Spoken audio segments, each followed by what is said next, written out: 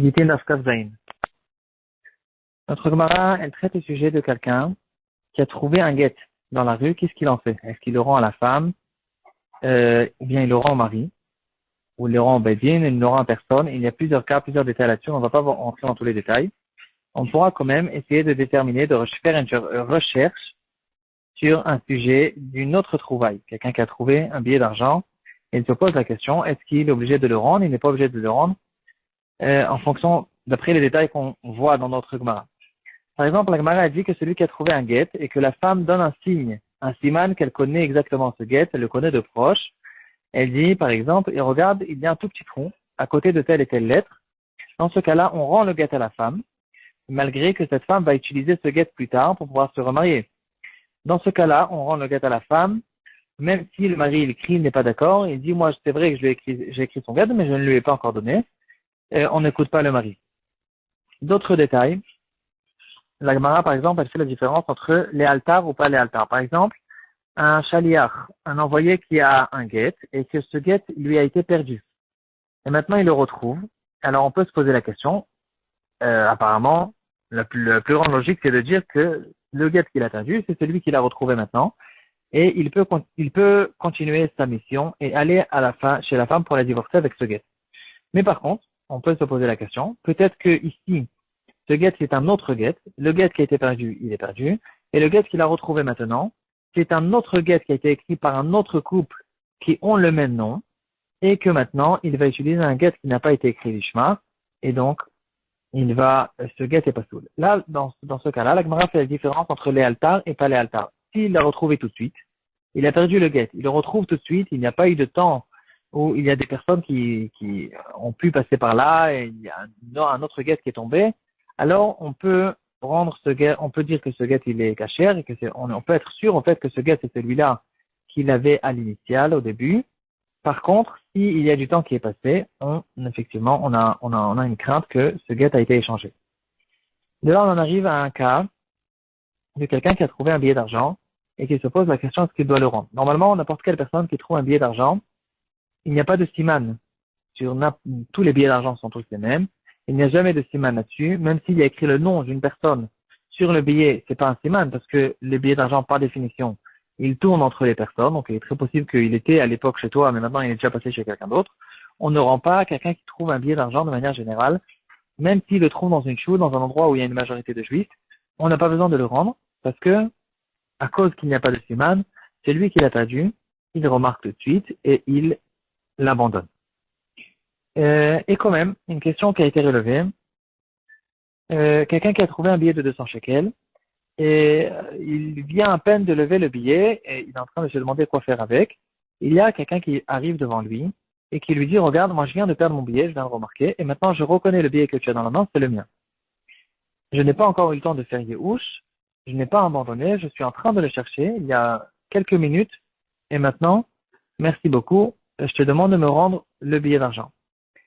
Et là, la question qui se pose, est-ce qu'on lui rend le billet ou on ne lui rend pas le billet? Cette personne-là était un Talmid Chacham. Est-ce que ça change pour la halakha le fait que celui qui vient réclamer cet argent, c'est un Talmid Chacham? Eh bien oui, la Gemara, elle fait une différence entre un Talmid Chacham et un Maharet. C'est pas qu'il y a du piston qu'on fait pour le Talmid Chacham, mais parce que le Talmid Chacham, il y a une halakha spéciale à propos de Hashavat Aveda, qu'on lui rend une Aveda, on lui rend quelque chose qui lui a été perdu, même s'il ne donne pas de simanim. N'importe quelle personne qui prétend que ce que j'ai trouvé, ça lui appartient, il doit donner un signe. S'il ne m'a pas donné un signe, je ne peux pas lui rendre. Par contre, un Talmid Chacham, on peut le croire avec une Tviutaïn. Pourquoi?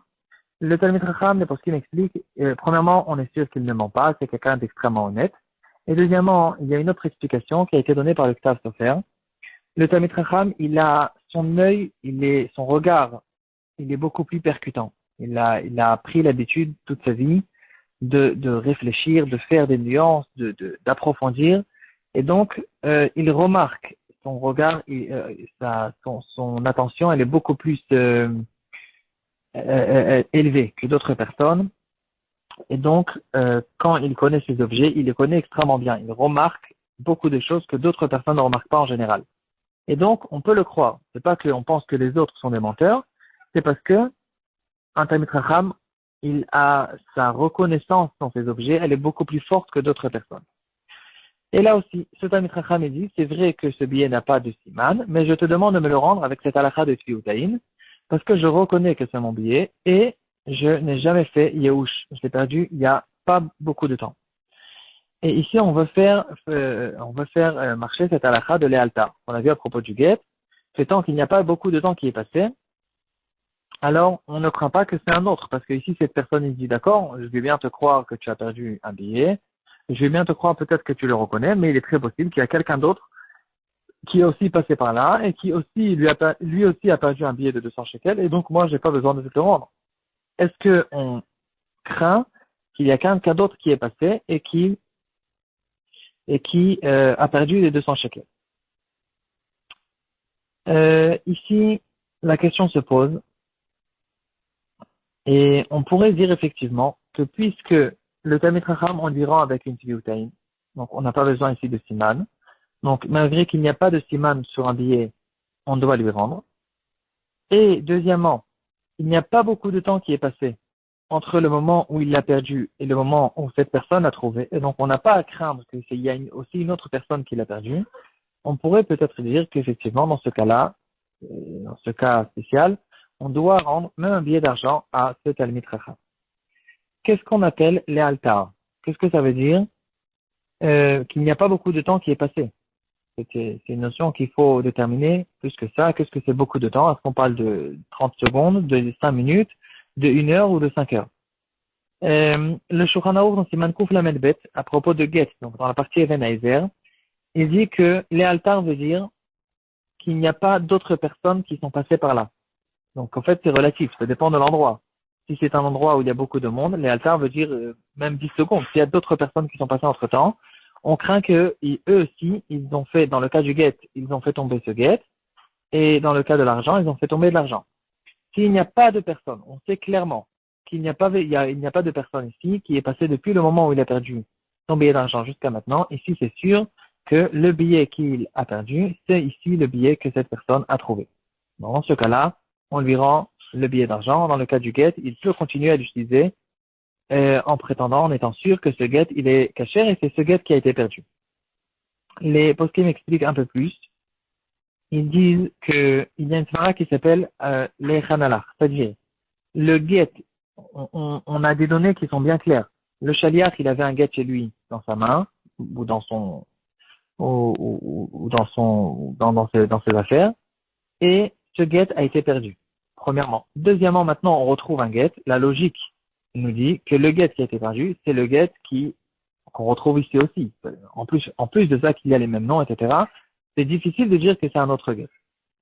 Mais quand même, s'il y a des gens qui sont passés, alors on a peur que ces gens, le Rashba il explique de cette manière-là, on a peur que les gens qui sont passés, alors en fait, qu'est-ce que ça change? La question qui se pose, c'est en quoi ça change le fait qu'il y a des gens qui sont passés. Pourtant, il est possible que il y a un autre get qui, depuis très longtemps, il est ici par terre, et que c'est ce get qu'ils ont trouvé. Qu'est-ce que ça change maintenant s'il y a des gens qui sont passés entre-temps, depuis la perte jusqu'à la trouvaille? La réponse, c'est que quand les gens passent, ils piétinent sur cet endroit. Le get, on le reconnaît tout de suite s'il est piétiné ou pas. Et en plus, on n'a plus du tout la svara de l'Echan Alach.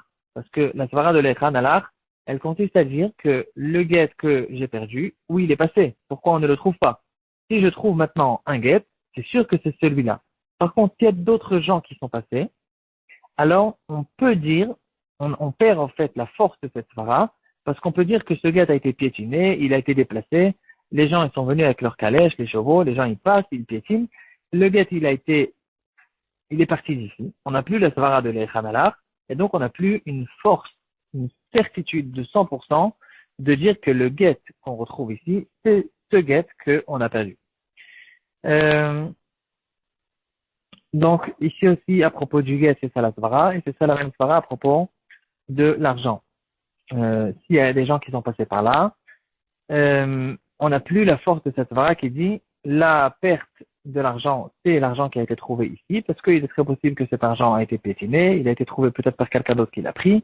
Il y a des gens qui sont passés par là, il y a eu des changements qui ont pu avoir, et donc on n'a plus cette force de cette svara, et donc puisque maintenant Dans le cas où on sait que personne n'est passé par là, alors il y a ici une exception, un cas spécial, où on rend de l'argent, même si c'est un billet d'argent qui n'a pas de siman, on le rend à ce Talmid Chacham, et, on fait cette chose-là avec la force de cette halakha, qui dit premièrement que le Talmid Chacham, on le croit avec le tuyutaïn, et deuxièmement, quand il y a un léalta, quand c'est tout de suite, alors on a une svara très forte qui nous dit que c'est ce billet qu'il a perdu, et donc il est très probable et très possible qu'on en arrive à ce chidouche, qu'on doit lui rendre cet argent.